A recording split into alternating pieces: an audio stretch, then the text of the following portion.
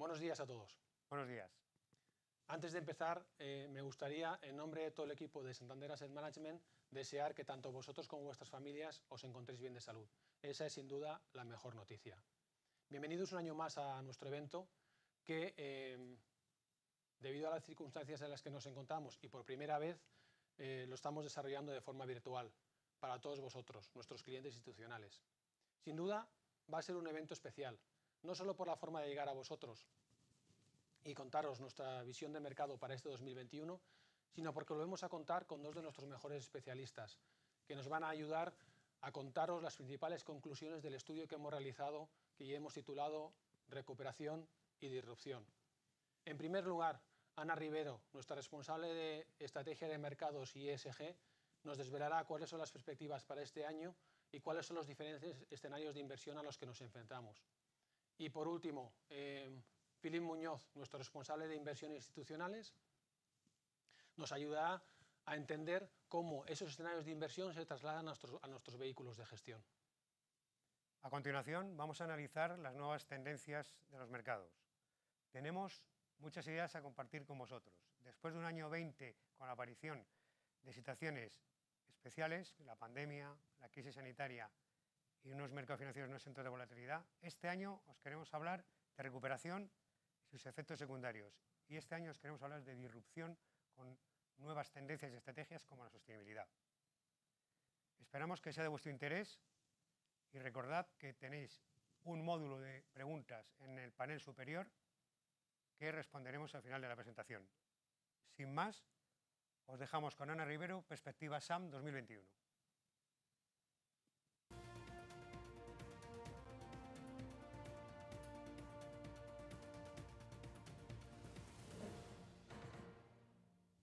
Muchas gracias, Ricardo y José, y muchas gracias a todos los que estáis viéndonos por streaming, escuchándonos. Antes que nada, pedir disculpas por el pequeño retraso que hemos tenido, pues como se suele decir, los gajes del directo, que esperamos retomar y no teneros aquí pues más de 45 o 50 minutos, como máximo una hora.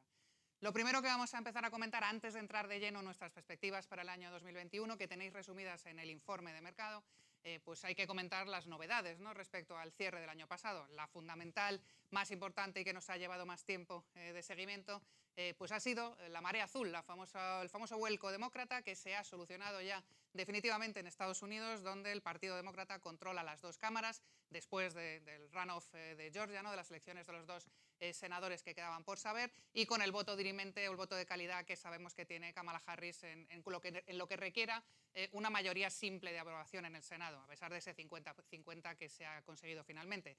Esto pues, da pues mucha tranquilidad respecto a este foco geopolítico que durante tiempo nos ha tenido ocupados en los mercados, y en ese escenario de marea azul, de vuelco demócrata, uno de los principales efectos que ya preveíamos que iba a ocurrir pues ya se ha dado, ¿no? Acabamos el 2020 con una TIR del Treasury, del bono a 10 años americano, en torno a 0,60-0,63, y ya estamos pues claramente por encima de ese nivel, por encima del 1,15, que es lo que pensábamos que iba a ocurrir si se producía efectivamente este escenario. Habrá que ver cómo se consigue pasar pues todo el nuevo plan de rescate de América que ha anunciado Biden, y que bueno, pues no va a requerir solo esa mayoría simple que acabamos de comentar, sino unas mayorías cualificadas en el Senado probablemente, que bueno, pues os iremos comentando a lo largo de las próximas semanas. Pero efectivamente, como un nuevo pues punto de interés, ya tenemos a administración Biden, ya tenemos a los mercados de renta fija descontando eso, y también a los mercados de renta variable manteniendo sus expectativas de que el crecimiento económico se afianzará en Estados Unidos con este plan de rescate.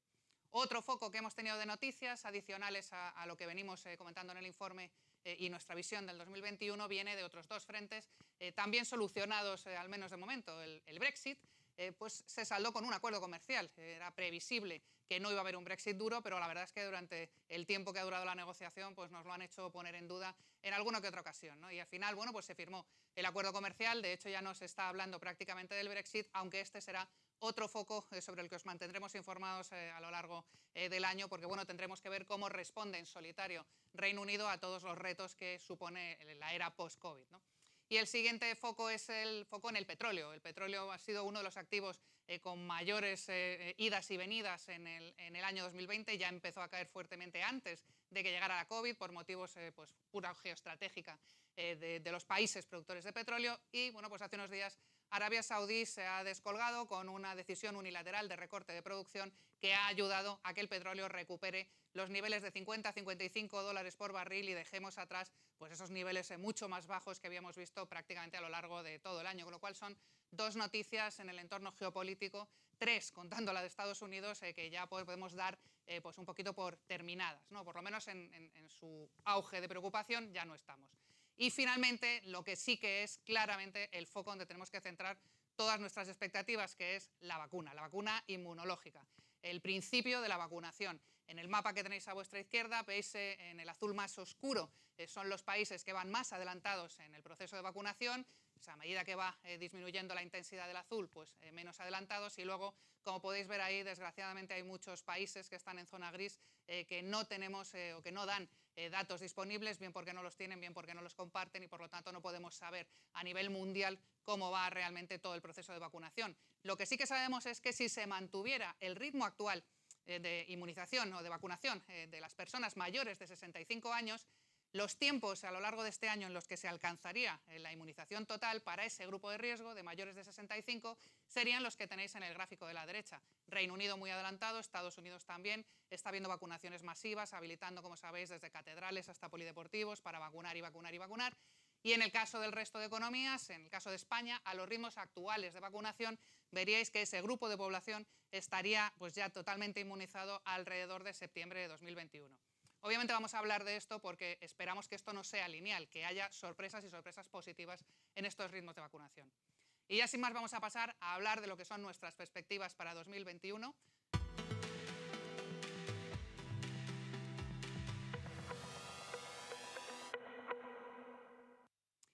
Y en el 2021, como habéis visto en el título, hay recuperación. Recuperación que además en algunos casos, como son los activos financieros y en concreto la bolsa, es una recuperación récord. Hemos cerrado el 2020 con una subida del 14%, que es histórica y ahora veremos por qué. Y que hemos dividido pues en 4 periodos, en 4 fases que han ido apuntalando esa recuperación. Después de las fortísimas caídas, pues más allá del 30% de lo peor de la pandemia, cuando se declara los confinamientos en todo el mundo y se paraliza la actividad, bueno, pues lo que ocurrió es que ha habido pues 4 fases de vacunas, hemos llamado entre comillas, ¿no?, que han funcionado y que han, como decimos, apuntalado ese sentimiento inversor de recuperación. La primera, el distanciamiento social. Esto ya sabemos que ese confinamiento pues, provocó un parón clarísimo, ¿no?, sobre todo en los fallecimientos, además de los contagios, y eso ya inició un poco la remontada, pero para que esa remontada pues fuera sólida, se tuvieron que producir otro tipo de vacunas. La primera y súper relevante, la vacuna monetaria. Los bancos centrales, como siempre, al quite de las crisis económicas que hemos vivido en los últimos 20 años, empezaron con medidas que han pasado pues, desde colocar los tipos a cero otra vez en prácticamente todas las geografías hasta pues, expandir sus balances y pues, dar líneas de liquidez, garantizar compras de activos, y eso fue, como decimos, la segunda fase, ¿no?, la fase ya más económica, donde pues vimos una vacuna que también sigue funcionando, pero sirvió también como acicate para la tercera pata, que es la vacuna fiscal. Y ahí los gobiernos tomaron el relevo de los bancos centrales, también les cuesta más, como sabemos, a los gobiernos tomar este tipo de decisiones, y la política fiscal se impuso. Han empezado a detallarse planes de recuperación, no solo a nivel local, sino también a nivel, por ejemplo, de la Unión Europea, con ayudas directas e indirectas, que es, como decimos, lo que hemos llamado la vacuna fiscal.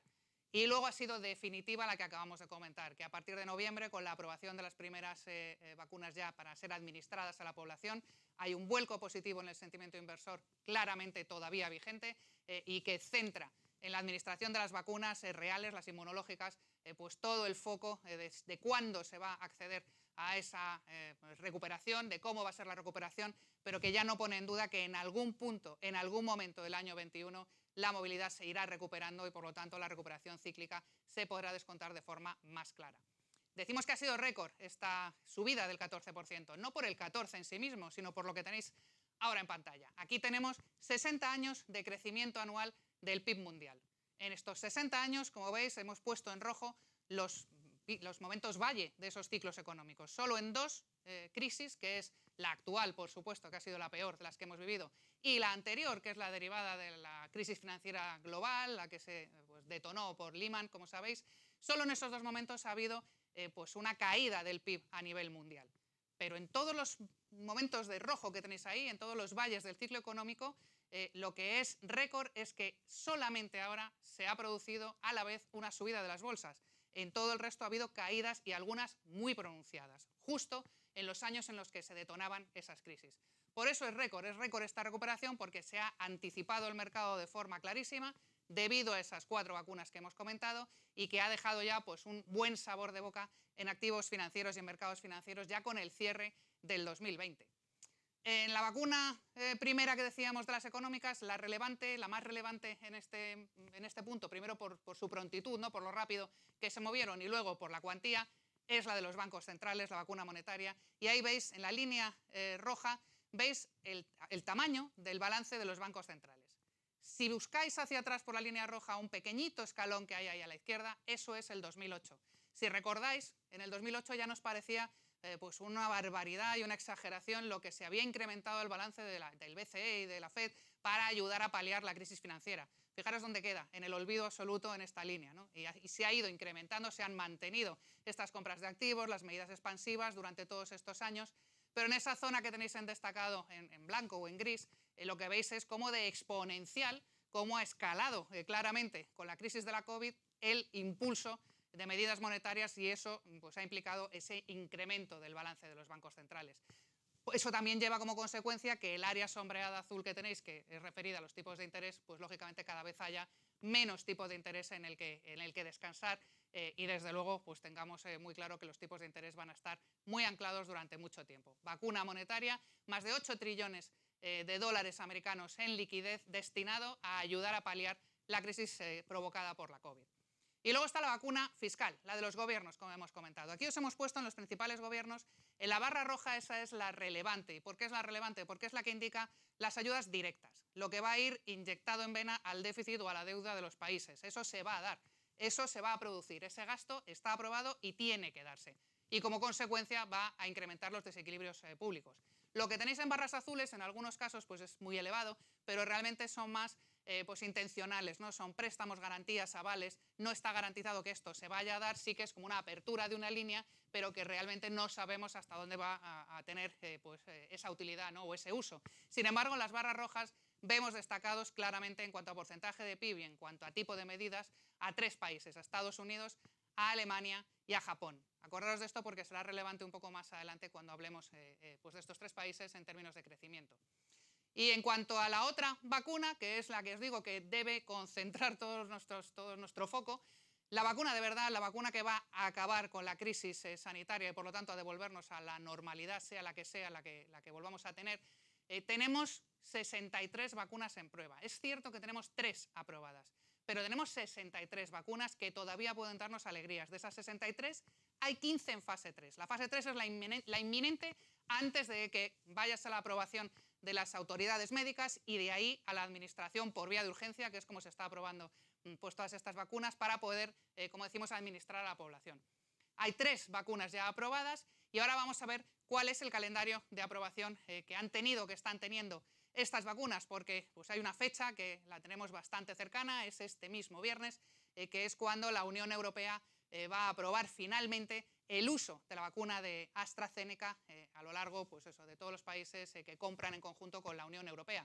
Es muy relevante la aprobación de esta vacuna, las otras 2, la de Pfizer, BioNTech y la de Moderna, ya sabéis que ya están aprobadas y se están utilizando. ¿Y por qué decimos que es muy relevante pues esta vacuna de AstraZeneca? Pues porque como vais a ver ahora a continuación, tenemos una previsión, ¿no? El mundo tiene una previsión de producción de vacunas donde si comprobáis la tercera línea, que es la de AstraZeneca, hay 2 cosas que la diferencian. Primero, que va a ser de nuevo una cantidad de producción de dosis importante, pero sobre todo en esa parte donde tenéis los puntitos rojos, veis que es la única vacuna que ha sido comprada ya previamente por todos los compradores grandes que tenéis ahí reflejados, la Unión Europea, Estados Unidos, el resto de países, incluso el sistema de la OMS, el COVAX, ¿no? Que es el sistema que tiene la Organización Mundial de la Salud para hacer accesibles a países también sin recursos todas las vacunas.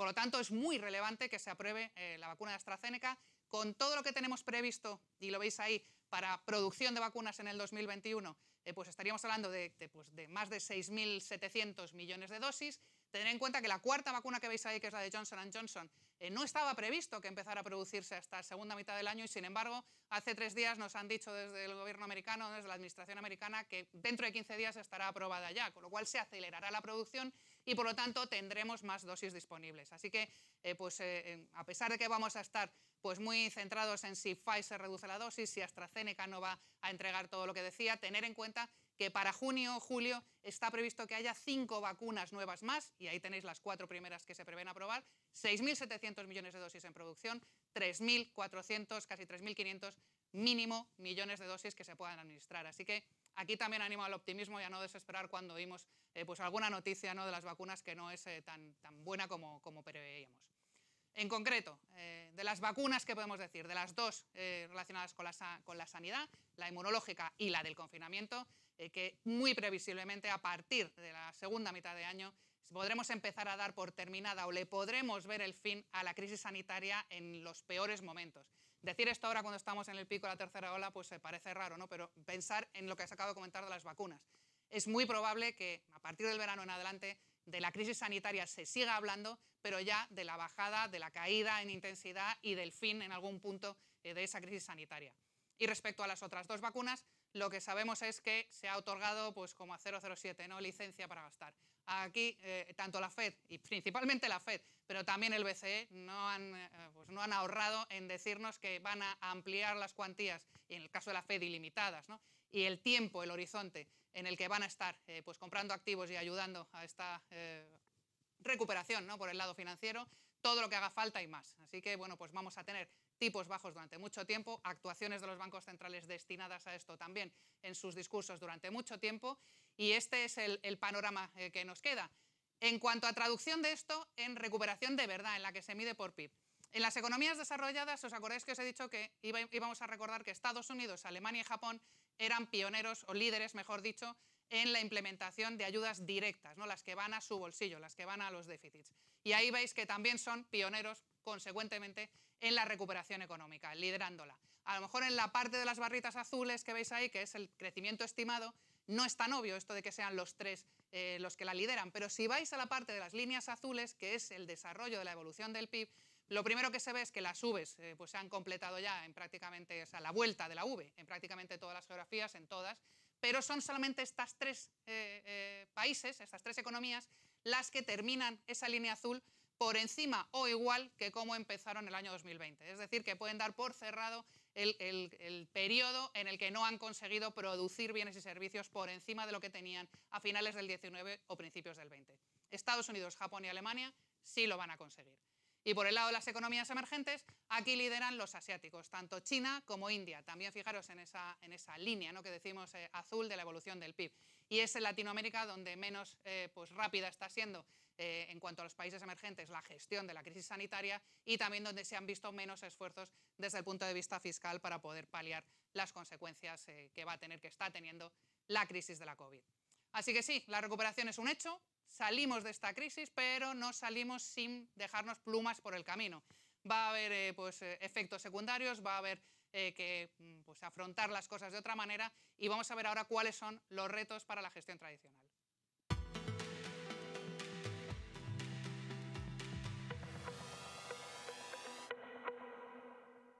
Entre los efectos secundarios hay uno que ya está entre nosotros desde hace mucho tiempo, pero que va a seguir y que se ha agravado en cuanto al periodo de tiempo, que es la no existencia de tipos de interés. Hemos titulado, suena fuerte leerlo, pero lo hemos titulado represión, ¿no?, del ahorro, porque realmente si hay alguien que siga esperando que su dinero se lo remuneren sin riesgo, ha estado ausente del mercado en los últimos años o realmente no está en el día a día de las noticias, ¿no? Hemos puesto la frase que creemos que se va a hacer igual de famosa que la de Draghi, aquella del haré todo lo que sea necesario. Pues Jerome Powell, que es quien manda en la FED, como sabemos, ya nos ha dicho que no están ni siquiera pensando en subir los tipos. Y ahí tenéis los puntitos azules que representan la media de lo que piensan los miembros de la Reserva Federal, que no piensan que hasta 2023 vayamos a volver a oírles hablar de nada relacionado ni parecido con las subidas de tipos. Con lo cual esa ventanita de unos 2 años que veis ahí en el gráfico que tuvimos o que tuvo la Reserva Federal para subir tipos, bueno, pues se va a desvanecer en los próximos 2 años, en el 21 claramente, en el 22 más que seguro, y a finales del 22 probablemente sea cuando empecemos a hablar de cuándo se volverá a subir tipos de interés. Otra consecuencia directa de no tener tipo de interés y de que el crecimiento económico que hemos visto va a seguir siendo por debajo del potencial y no va a aumentar pues ese output gap, no va a crecer por encima del potencial ese PIB que veremos en las economías, por lo menos hasta 2022 o 2023, la consecuencia directa es que hemos vivido ya los mejores tiempos de la renta fija. ¿Quién nos iba a decir que íbamos a conseguir las revalorizaciones que hemos conseguido por precio en estos activos, que ya llevamos mucho tiempo con tipos mínimos o incluso negativos claramente en el corto plazo, y aún así muchos de estos activos de renta fija nos han dado rentabilidad vía precio? Bueno, aquí veis los rangos de rentabilidades en las que se han movido todos estos índices de renta fija. Estamos muy a la izquierda. Lo que es de esperar es, una vez que se confirme y se consolide esta nueva transición hacia el crecimiento cíclico, que probablemente sea visible en datos a finales de este año, lo lógico es esperar que los tipos de interés nos sigan ofreciendo esta rentabilidad y, por lo tanto, la que han dado por precio me refiero, y por lo tanto pues son un activo que, como ponemos ahí, el pasado es bastante mejor que su futuro. Y en cuanto a otros efectos secundarios, en la renta variable lo que hemos vivido es desigualdad y disrupción. Clarísimamente lo vemos en estos dos grupos, estos dos bloques de datos. Por un lado tenemos la diferente evolución, el diferente comportamiento de los sectores y, por otro lado, de los países. En el centro tenéis en la barrita azul siempre referido a ese 14% que ha subido en 2020 la bolsa mundial. Y si veis la diferencia, el diferencial de rentabilidad que hay entre el mejor sector, que ha sido tecnología, y el peor, que ha sido energía, pues es prácticamente un 80%. Es una auténtica barbaridad. Pero sin ni siquiera irnos a esos extremos, sino los inmediatamente anteriores, que por el lado positivo sería consumo discrecional y por el lado negativo es el inmobiliario, pues también es una diferencia muy importante que nos hace ver cómo se ha concentrado toda la subida pues en algunos sectores que han sido muy protagonistas. En el lado de los índices, entre lo que subió el Nasdaq y lo que desgraciadamente en este baremo tenemos como último índice, que es el IBEX, que cayó un 15%, hay más de un 50% de diferencial de rentabilidad. Pero si tomamos además como referencia ese centro, ¿no?, de azul de la bolsa mundial, veis que todo lo que está a su derecha, es decir, las bolsas que se han comportado mejor que la media del mundo, son chinas, asiáticas o americanas. Y eso demuestra lo que estamos comentando de la concentración, cosa que se ve muy bien en este gráfico. Este gráfico está medido en capitalización y nos muestra cómo solamente 11 acciones, entre ellas, han explicado o han constituido el 70% de la revalorización de las bolsas mundiales. Solo 11 acciones. Y esas 11 acciones tienen algo en común, que son, primero, que son o chinas o americanas, exactamente igual que los índices que hemos visto, y además tecnológicas, porque aunque las que no son puramente tecnológicas y están relacionadas con consumo, como puede ser Netflix o como puede ser Amazon, claramente tienen un componente de tecnología y de digitalización muy elevado. Y esto es lo que se ha llevado pues, el 70% de la subida. Esto claramente ya indica que el mundo está cambiando. Y el mundo está cambiando y nosotros tenemos unas proyecciones para este mundo post-COVID que vamos a resumir a continuación. ¿Cómo se nos queda el mundo después de la pandemia, ¿no? y a lo largo, por lo tanto, de este año 2021? Lo primero es con un alto endeudamiento. Lo hemos comentado, estos masivos programas de ayudas provocan que haya que pagarlos de alguna forma y la forma normalmente, además de utilizar impuestos, es endeudarte, ¿no? La deuda va a ser elevada y además va a ser más importante ese nivel de deuda elevado que en otras crisis por ese bajo crecimiento que hemos comentado, que todavía no llegaremos a crecimiento potencial. Por otro lado, la desigualdad, claramente, y la desglobalización van a seguir provocando esa diferencia de rentabilidades muy polarizadas, también por los riesgos geopolíticos que se van a concentrar mucho en determinadas geografías y que seguirán saltando, ¿no? Con lo cual, estas tres consecuencias clarísimas de la proyección del mundo post-COVID y, por otra parte, vamos a seguir manteniendo un interés muy claro en lo que se vaya evolucionando y en lo que se vaya inventando o innovando en el mundo de la tecnología y también de la sanidad. La sanidad se ha puesto en el centro, claramente, las empresas farmacéuticas, hablamos de ellas todos los días y esto va a seguir creando un interés en el que no creemos que vaya a bajar la intensidad. Y por otro lado, bueno, pues todo esto, todo lo que estamos comentando, hace que tengamos un entorno de disrupción, como decimos, y de bajos tipos de interés, donde pues, va a ser clave la innovación y las nuevas soluciones.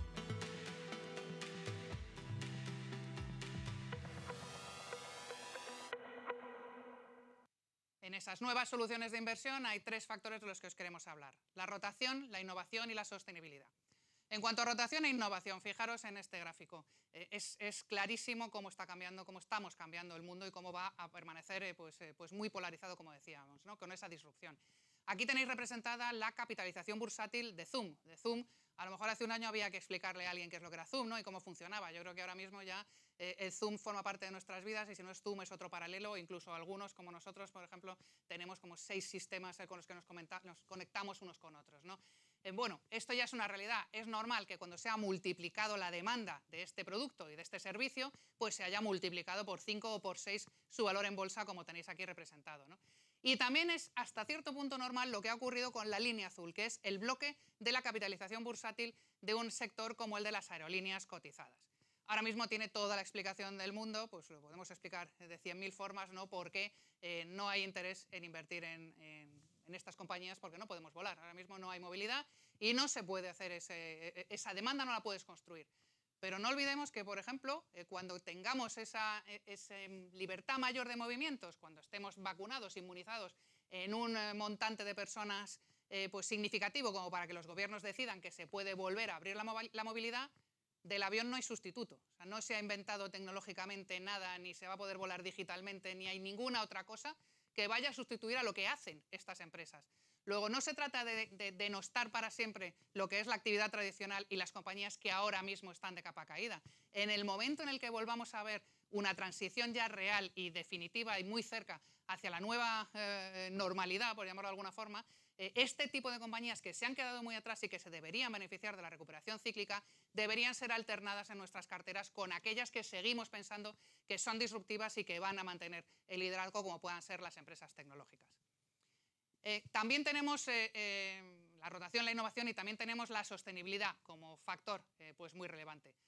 No es solo ya una cuestión de fe, ni es una cuestión de creer o no, es una cuestión de que todas estas ayudas que os hemos comentado, que van a suponer mucho dinero tangible, ¿no? Por los gobiernos y por las empresas privadas, la gran mayoría de ese dinero tiene que pasar por proyectos que tengan que ver con la sostenibilidad. Desde luego el dinero público lo va a hacer. Aquí tenéis los principales planes aprobados en las principales economías. Son más de 4 trillones de dinero destinado a inversiones dirigidas a la transición energética. Sabéis que la sostenibilidad es mucho más que esto, pues ciudades sostenibles, en fin, la sanidad. Hay un montón de temas de sostenibilidad por detrás, pero lo que ya es tangible, lo que ya es claramente una realidad, es la financiación de estos proyectos y, por lo tanto, la oportunidad de inversión que tenemos en estos proyectos. Esto es algo que realmente se ofrece o ofrece unas posibilidades de inversión prácticamente inabarcables, ¿no? Y en las que hay que poner el foco también. Y otra cosa que te ha traído la COVID, la crisis, mejor dicho, no la COVID, la crisis derivada de la COVID, es que con esa prolongación del dinero sin remuneración y del bajo riesgo, pues no dando nada a nuestro capital, hay que diversificar las fuentes de retorno. ¿Cómo diversificamos las fuentes de retorno? Pues si queremos retorno tenemos que coger riesgo, acabamos de explicarlo. No hay tipo de interés de referencia, hay que entrar en algo de riesgo. Luego ese riesgo tiene que pasar a ser el centro de la gestión y la optimización de nuestras carteras. Y vamos a incurrir sí o sí en uno de estos 3 riesgos o en los 3, en lo que está en este mapita que tenemos en esta curva definido como riesgo en azul, es el riesgo derivado de los tipos de interés. En rojo tenemos representado el riesgo derivado del emisor o el riesgo crediticio. Y en gris tenemos representado el riesgo de precio de mercado, que fundamentalmente son las acciones, pero no solo las acciones. La combinación de todos estos activos que tenéis colocados en la curva en función de cómo incorporamos esos riesgos es una nueva forma de gestionar. Es lo que venimos haciendo en Santander Asset Management en los últimos tiempos y creemos que es la manera en la que nos vamos a enfrentar al mundo que nos deja la COVID. Porque si hay algo en lo que vamos a ver reflejado este cambio es en la rapidez del mismo. Lo que el mundo post-COVID nos va a traer es una aceleración, un catalizador, pero el cambio que estaba destinado a aparecer, bueno, pues está aquí y cada vez va a ser más rápido. Vamos a ver ahora las nuevas soluciones de inversión para este entorno. Ay, no, primero, perdón, me he equivocado. Primero vamos a ver que en la protección, antes de ver las soluciones de inversión, además de lo que os hemos comentado para invertir, ¿no?, como oportunidades de inversión, en la diversificación y en la disrupción, falta también por comentar cómo protegemos nuestras carteras. Si además de con esa maximización de la forma de gestionar el riesgo, pues necesitamos algo que nos proteja también de los vaivenes. Los bonos gubernamentales han perdido, en cierta forma, esa capacidad, ¿no?, esa característica que tenían de cobertura. Y veis ahí en las crisis que os hemos puesto en las diferentes líneas, las anteriores crisis de los últimos, pues desde los años 90, como cuando se producían caídas de bolsa, pues si vais al índice desde que existe el euro, claro, a los índices de bonos del euro, pues eso siempre se había compensado con una buena evolución de los precios de los activos de renta fija, ¿no? Es decir, compensabas o protegías a través de la deuda gubernamental. En este caso no ha ocurrido. Mientras estaban cayendo pues cerca del 30% o más las bolsas, los índices de bonos también estaban cayendo. No nos hemos podido proteger, por tanto, con esa mutación que ha habido en la factorización de los bonos gubernamentales. ¿Cómo te puedes proteger? Entonces, pues te puedes proteger con la diversificación a través del oro, por ejemplo, que sí que en todas estas crisis ha tenido un comportamiento positivo y bueno, pero el oro no es pues diversificable en cuanto a número o tipo de inversiones, aunque sí que puede formar parte de carteras diversificadas, lógicamente. También hay otro tipo de diversificación adicional, puede ser a través de las divisas, fundamentalmente el dólar, ¿no?, que sí que sirve muchas veces como cobertura.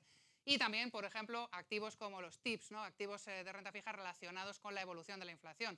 Es decir, hay que innovar también y dar nuevas soluciones a la forma de protegernos.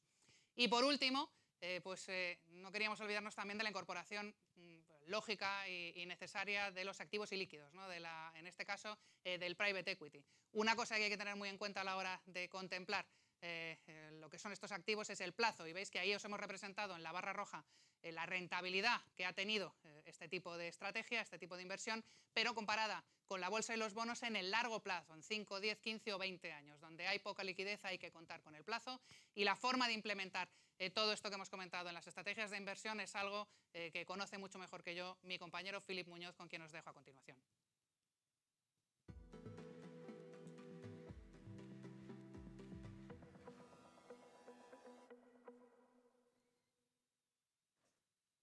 Pues muchas gracias, Ana, por estas perspectivas tan completas que a nosotros nos ayudan mucho ya luego a la hora de transmitiros nuestras principales ideas de inversión para 2021.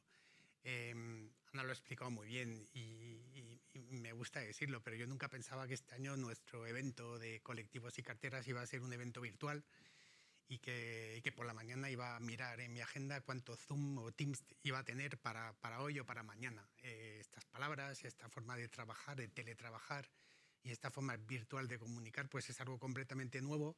Tenemos un entorno actual que no tiene nada que ver con el del año pasado, pero sí que hay algo interesante, y es que este entorno actual ha amplificado todas las ideas que os dimos el año pasado, todas las ideas de temáticos, todas las ideas de ESG, todas las ideas de cambios disruptivos no han cambiado este año, sino que se han ido amplificando y lo ha explicado muy bien Ana. ¿Cuál ha sido la principal o los principales cambios o impactos de la crisis del COVID? Pues un crecimiento muy desigual. Lo habéis visto anteriormente, no ha sido igual o no lo han hecho igual los índices tecnológicos o China, como ha podido hacerlo el IBEX o Europa o sectores más tradicionales.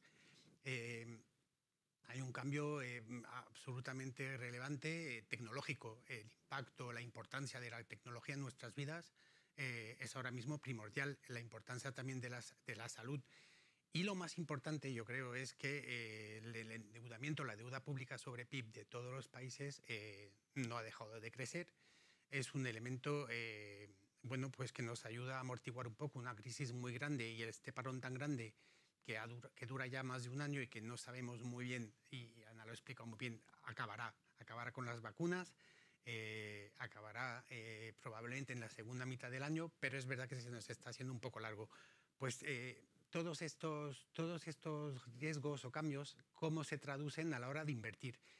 Yo creo que el cambio principal y del endeudamiento, de las políticas fiscales, de también ese crecimiento exponencial del balance de los bancos centrales, antes estábamos comparando con el 2008, los balances de todos los bancos centrales no tienen nada que ver con lo que era ya en 2008, que nos parecían que habían crecido mucho y que eran gigantes. No, ahora está abierta la billetera y esto va a seguir.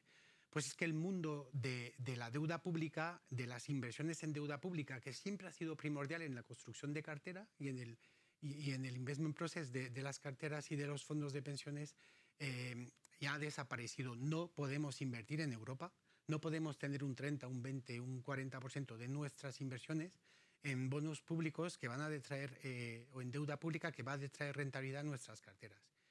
Y eso es un cambio de filosofía de inversión y de ver el mundo bastante relevante. Tenemos que encontrar nuevas fuentes de rentabilidad, controlando mucho el riesgo y todo el riesgo de nuestras inversiones. Y esto yo creo que va a ser primordial a la hora de darnos nuestras principales ideas.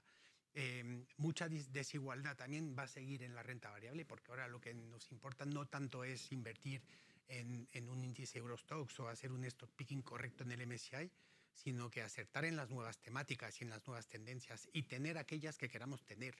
Queremos tener temática de transición energética que ha dado un 100% de rentabilidad este año y el año pasado. Queremos tener cambios disruptivos, queremos tener ciberseguridad, e-commerce, pues probablemente muchas de estas ideas las queramos tener todavía. Y es esta nueva forma de invertir en renta variable la que ahora dirige nuestras inversiones. Y acabo con el repunte de volatilidad. El repunte de volatilidad que vivimos en marzo del año pasado, es muy probable que no volvamos a los niveles tan bajos o tan históricamente bajos del 2018, del 2019. El horizonte todavía, bueno, la luz al final del túnel ya mismo estará, ya mismo viajaremos, pero todavía no está. Los riesgos geopolíticos, una globalización inversa, es que la gente ya se está cerrando sobre sí mismo. Biden cree que la administración pública compre más productos americanos. Todo esto dará ruido y dará volatilidad a los mercados y así tendremos que invertir en el 2021. Y esas son las 4 grandes tendencias para este año que os quiero explicar. Una de las principales tendencias en renta fija es que descartamos de momento la deuda pública, con lo cual cuando descartas de momento la deuda pública, ¿en qué tienes que invertir? Pues tienes que invertir en cosas y en productos de mayor riesgo. Estos no es una filosofía nuestra de asumir mucho riesgo, de no controlar los drawdown, las caídas y de ser unos kamikazes a la hora de invertir en renta fija. Pero el nuevo entorno que conlleva, pues conlleva que la liquidez, por ejemplo, ya es pues detrae un menos 0,50 a las carteras. ¿Cuál es el sustituto? Pues los pagarés. Encontrar emisores de pagarés, que son empresas más pequeñas y a lo mejor incluso algunas de ellas no cotizadas, que te puedan pagar a 3 meses, a 6, a 12, un 0,15, un 0,20, un 0,30, y eso ya son 80 puntos básicos más que el menos 0,50 que te detrae el tener dinero en tu cuenta corriente. ¿Eso qué nos pide? Pues nos pide optimizar mucho, apalancarnos mucho en la selección de valores, en el equipo de analistas. Este año va a ser primordial, no todo vale. La recuperación no va a ser igual para todos los emisores y habrá que tener mucho cuidado de no estar en aquellas empresas que puedan tener problemas de liquidez o que puedan tener un riesgo importante de default. Y es lo mismo a la hora de seleccionar en renta fija, pues en la parte de deuda pública solo vemos algo de valor en la parte emergente, tanto en la deuda pública emergente como en el crédito emergente, y luego en la parte europea, pues en AT1 y evidentemente en deuda alternativa. La deuda alternativa puede ser direct lending, podemos llamarla trade finance, que son de facturas. Todos los activos ilíquidos y alternativos pues tienen rentabilidades que han desaparecido en la mayoría de los activos líquidos y tienen todavía yields de doble dígito, cerca del 10, del 11, del 12%. No son más en muchos casos que préstamos bilaterales entre una compañía y una entidad gestora, que se sustituye la entidad gestora en muchos casos a los bancos porque son compañías sin rating, compañías no cotizadas, compañías más pequeñas, pero que es el porcentaje mayor de lo que son las economías mundiales y más ahora con este peso tan fuerte de la tecnología y ese cambio disruptivo tan importante y esta innovación. Y todo esto en renta fija lo tendremos en cartera. Segunda temática, y Ana ya ha hablado muy bien de ella, la inversión socialmente responsable es imparable, es un movimiento ya más maduro en las inversiones europeas que en Estados Unidos, pero ya habéis visto a Biden. Los paquetes fiscales y las ayudas en Estados Unidos tienen que ir dirigidas a estas inversiones, y entonces ya si entran los americanos, pues este movimiento va a ser imparable. Tanto en renta variable como en renta fija, lo mirábamos antes. En muchos de nuestros benchmarks de fondos de pensiones ya hay MSCI ESG, ya hay MSCI ESG Leader, varios filtros, se cogen en un caso los 25 best in class, el 25%, en el segundo un 50%, ya no solo son filtros de exclusión, es todo mucho más sofisticado. Y es imparable porque ya es parte de tus índices. En Holanda los fondos de pensiones tendrán huella de carbono, y nosotros muy pronto, y tenemos las herramientas y los filtros en Santander para poder dar también una nota de nuestros fondos y de nuestras inversiones, y saber cuál es la mejor cartera o la peor cartera en cuanto a estos criterios. Y ya os digo, este movimiento es imparable en Estados Unidos. Se están desarrollando muchas herramientas también en renta fija con los green bond y la inversión y las inversiones sostenibles o cualquier proyecto de sostenibilidad, y con herramientas de gestión pasiva o activa, que hay también muchos fondos de gestión activa que generan alfa, tendremos en nuestras carteras tanto renta fija como renta variable socialmente responsable. La bolsa ya es diversificación y es un approach completamente diferente. Lo he dicho antes, grandes tendencias globales. Podemos llamarla ciberseguridad, podemos llamarla, lo he dicho, transición energética, digitalización, envejecimiento de la población, cambio climático. Elegir las buenas, ver las que se van a amplificar con este nuevo mundo que tenemos, e incluso las que puedan surgir en los próximos meses. La inversión en factores en bolsa también es muy importante. Y Ana ha dicho algo importante: cuando queramos volver a volar, volaremos, y con aviones.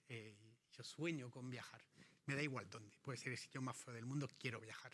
Pues cuando empecemos a viajar también habrá que utilizar la inversión en factores, pues para coger aquellos sectores que se han quedado rezagados, para dejar aquellos sectores que lo han hecho ya muy bien, y hay que ser muy táctico también en estas inversiones. No solo es jugar gross contra value, también se puede jugar temáticas como quality, que el año pasado fueron muy bien, o incluso minimum volatility o minimum variance, que son formas o factores que te amortiguan mucho las caídas en momento de tomas de beneficio. Todo esto tiene que estar presente también en las carteras y en los fondos de pensiones. Y acabo con las coberturas. Habrá que cubrir los fondos. Es primordial amortiguar un poco momentos más complicados de toma de beneficio este año, y para poder luego aprovecharlos y volver a invertir y volver a tomar riesgo. En la parte alternativa, pues también, y ahí acabo, estos mercados alternativos se verán muy beneficiados por las nuevas tecnologías, por las nuevas innovaciones. Tenemos que tener y capturar ese horizonte de inversión que es más largo, que sabemos que es mucho más largo, y al ser más largo también amortigua mucho más los momentos de picos de volatilidad. No se cometen errores. En estos fondos cerrados, en momentos de picos de volatilidad, las gestoras en general hacen inversiones, hacen capital calls, y nosotros nos beneficiamos al 100% de la prima de liquidez en todos los activos. No hay que descartar nada este año. Tanto hay que mirar inmobiliarios, también hay que mirar evidentemente los más utilizados, que son el private equity y la deuda privada, y las infraestructuras, que van muy ligadas a la inversión socialmente responsable. Aplicación a las carteras, y con estas dos slides a cabo, pues evidentemente lo hemos dicho antes,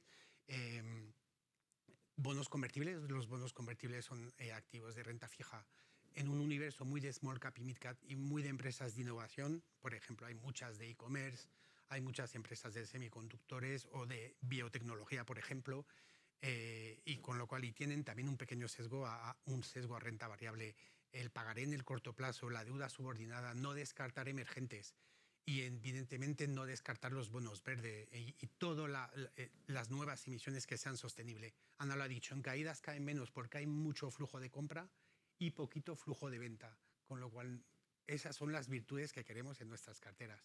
Y en la parte líquida, pues lo he dicho, el trade finance y la deuda pública, la deuda privada, cualquier direct lending, cualquier préstamo que nos dé buenos retornos. Acabo con el retorno absoluto, que lo he puesto aquí en la parte de renta fija. Los fondos de retorno absoluto líquidos siempre los hemos tenido tanto en cartera como en los planes de pensiones. Lo que queremos este año, y es muy importante, y lo veis ahí en la gráfica, es sobreponderar todas aquellas estrategias que no tengan direccionalidad a mercado. ¿Por qué? Pues porque la bolsa está alta y porque el crédito está estrecho. Entonces, el retorno absoluto este año nos tiene que descorrelacionar las carteras. Se tiene que jugar estrategias que sean mucho más en relativo, porque si en algún momento hay volatilidad y repuntes de volatilidad, tendrá todas las virtudes que ya no podemos tener con otros activos. Con lo cual, el Merger Arbitrage, que son todas las operaciones de M&A, va a haber muchas fusiones y adquisiciones y nos aprovecharemos de ellas con estos fondos Dividend-Driven. El Long Short Credit, igual, hay spreads donde vemos mucho valor y spreads donde ya no vemos ninguno, sino más una probabilidad de ampliación, con lo cual un relativo de crédito, y todas las estrategias Global Macro y CTA, que son más cuantitativas y también descorrelación. Esa es la foto de lo que llamaríamos de manera extensa la renta fija. Y acabo con la aplicación a la renta variable. La aplicación a la renta variable se ha discutido ya bastante. La parte de ESG se puede hacer con fondos de gestión activa y con ETFs. Será muy relevante las virtudes del crédito, es decir, amortiguar caídas y tener muy buen performance en su vida. Yo creo que también se aplican a la renta variable. Todos los fondos temáticos, ahí también hay ETFs y hay fondos que han generado también mucho alfa y que han seleccionado de manera magnífica todos los valores. Lo dije antes con los fondos de digitalización, con muchísimas temáticas.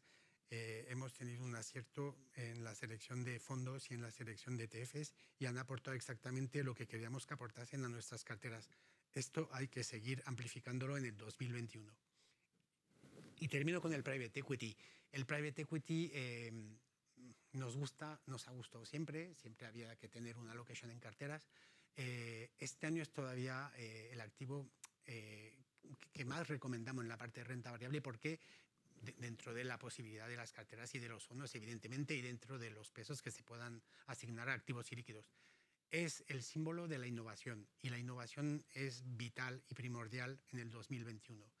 Y no son en el private equity, que ya son empresas un poquito más maduras, aunque no sean empresas cotizadas, también en el venture capital. Estos cambios tan relevantes en nuestras vidas se traducen por una emergencia de nuevas compañías, de nuevas tecnologías, y ¿dónde mejor se puede invertir en todo este cambio de tendencia? Pues en el private equity y en el venture capital.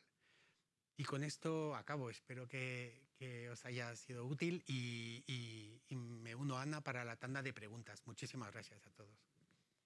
Muchas gracias, Filipe. Estoy viendo las preguntas que han ido llegando y justo de lo que estabas comentando ahora, si quieres empezamos por ti, porque hay una pregunta que es bastante concreta, que es ¿cuál es el peso óptimo en activos alternativos en las carteras de pensiones? Pues aquí está la slide. Yo creo que, en activos alternativos se considera evidentemente los ilíquidos y son pues private equity y deuda privada, que son los más conocidos, con los de infraestructuras y también los inmobiliarios, que da miedo hablar ahora de inmobiliarios, o pensar que nunca volveremos a un centro comercial ni a un cine, pero no es así, es cuando hay oportunidades. Pues yo creo que de manera estructural en los planes de empleo de aportación definida debería haber un 10% en estos activos.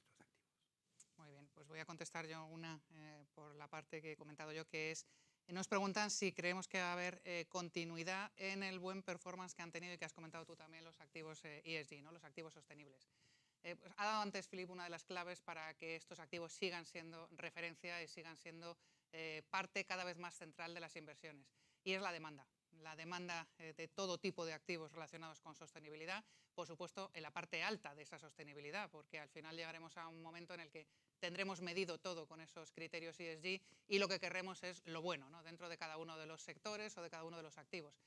Son muy resilientes a la baja, lo hemos comprobado precisamente este año. Se ha batido récords históricos de emisiones. En los primarios de bonos sostenibles, cada vez que hay una emisión de un bono, pues la sobredemanda es tremenda.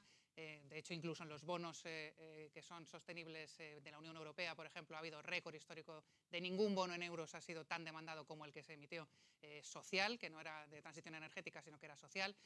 Todo esto hace que cualquier activo, ¿no? en cualquier mercado, sea el que sea, no hace falta que sea financiero, cuando la demanda sobrepasa constantemente a la oferta, los precios claramente se resisten a caer y tienen tendencia a subir, ¿no? Con lo cual sí, pensamos que sí que va a tener una continuidad el buen performance. También tenía aquí preparada, cuando he estado revisando, antes estabas hablando y has hablado de volatilidad, pero había una pregunta que era sobre el entorno de volatilidad esperado para este año, si iba a ser mayor o menor que el que hemos vivido en 2020. Yo espero que sea menor, porque si no, no aguantarán muchos gestores, pero sí que no vamos a volver a un nivel de volatilidad normalizado de los años 18 y 19. Yo creo que eso es muy difícil, el horizonte es más complejo, la luz al final del túnel, ya lo he dicho antes, bueno, pues no se ve todavía con claridad la fecha, aunque sepamos que es la segunda mitad del año.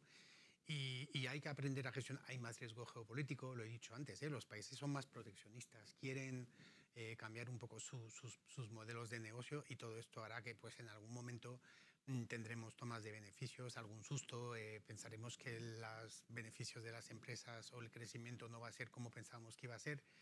Y por eso hay que invertir en factores, por eso hay que invertir de manera sistemática o gastarse un presupuesto sistemático en coberturas, y también en temáticas que te protejan, y en ESG, que te protege un poco de estas caídas, y aprovecharlas para seguir invirtiendo de manera táctica y proactiva. Muy bien. Bueno, pues voy a retomar yo con una pregunta que hemos hablado poco, es verdad, de inflación, y parece que nos pregunta si tenemos miedo a la inflación, a que la inflación descarrile pues este escenario un poco, ¿no? Es verdad que ahora mismo se está hablando mucho más de inflación de lo que hemos hablado, pues no en el año pasado, sino en ninguno de los últimos años. Pero tened en cuenta que si habíamos dicho también que el escenario de crecimiento, el dato, ¿no? el porcentaje en el que va a crecer el PIB en el 2021 va a parecer muy elevado, pero es porque compara con algo muy en caída, como era el año pasado. Lo mismo ocurre con la inflación. Está prevista una inflación pues alrededor de un 0,7, más o menos tenemos previsto para Europa, y un poco más del 1, el 1,3, el 1,5 en Estados Unidos. Eso es una inflación consecuencia de la deflación que ha provocado la COVID y la comparación con este crecimiento de este año, pero no es una inflación estructural, no es una inflación que se vaya a meter de lleno en el patrón de crecimiento económico como para que afecte a lo que realmente es preocupante o sería preocupante, que es que pues hubiera un calentamiento, ¿no? de ese crecimiento que hubiera que frenar mediante subidas de tipos. Eso está absolutamente fuera de lo que es nuestro escenario central. Sí vamos a ver inflación positiva en ese sentido, pero no una inflación de las que requieren medidas y que por lo tanto suponen una alternativa distinta de lo que sería la renta fija en ese sentido. No pensamos que vayamos a ir por ahí, desde luego, mientras no se recupere, como decíamos, ese diferencial que hay entre el crecimiento potencial y el crecimiento real, que hoy por hoy sigue siendo negativo. Y te voy a hacer una pregunta que acaba de entrar, Philippe, que es ¿cuál ha sido el secreto del éxito de la rentabilidad de 2020 en un entorno tan complicado? A ver, ¿qué has hecho bien? ¿Qué es lo mejor que habéis hecho para tener la rentabilidad? Hemos hecho cosas muy buenas y cosas menos buenas, pero no lo hemos hecho tan mal, ¿no? El secreto ha sido un año mucho más complicado que la foto final o que la información con la que se quedan muchos periódicos, que es los máximos del Nasdaq o el buen comportamiento de China. Porque por el camino está el terrible comportamiento del IBEX, el mediocre comportamiento del Eurostoxx, algunos activos monetarios a muy corto plazo que tampoco han dado grandes números. Y yo creo que el secreto de este año ha sido cambiar completamente la filosofía de inversión. Decir, no, ya mi trabajo no es tanto hacer stock picking en la parte de renta variable en el Eurostoxx, no quiero tener a lo mejor muchas compañías del Eurostoxx, quiero tener grandes temáticas, quiero tener grandes tendencias. ¿Cuál es el impacto de un movimiento tan fuerte de volver a casa, de teletrabajar, de no ir mucho a un supermercado, de que mis padres o mi familia haga la compra por internet? Pues es el e-commerce, es todas aquellas empresas de e-commerce. Pero puede ser de comida, de ropa, si has visto esto y has dejado ya de lado todo lo demás, es difícil, porque es un cambio de chip importantísimo para un gestor, pues ha sido un éxito. Ha sido un éxito en renta variable. Es muy fácil contarlo, no es tan fácil cambiar completamente las carteras. pero iba por ahí, Ana, iba por una filosofía diferente. No hay que tenerlo todo, sino hay que tener lo que yo de verdad quiero tener. Y pasa también mucho en renta fija, ¿eh? No tengo que tener por diversificación o por construcción de cartera algo que ya me trae rentabilidad, y el entorno te permite pensar que con las inyecciones de liquidez de los bancos centrales el high yield lo va a hacer bien, la deuda emergente lo puede hacer bien, o la deuda subordinada, pues apostar por deuda subordinada y de forma potente, y esa es la gran diferencia. Muy bien, pues hay alguna pregunta más, pero yo creo que estamos bastante mal de tiempo, también culpa nuestra por el retraso al principio, del que os volvemos a pedir disculpas. Pues estas preguntas que pongáis ahora las vamos a intentar contestar, bien a través del equipo de José González o del equipo de Ricardo Riol, que sabéis que están a vuestra disposición, también nosotros, por supuesto, para lo que queráis. Muchas gracias a todos por la atención, cuidaros mucho y nos vemos pronto. Muchas gracias a todos. Gracias.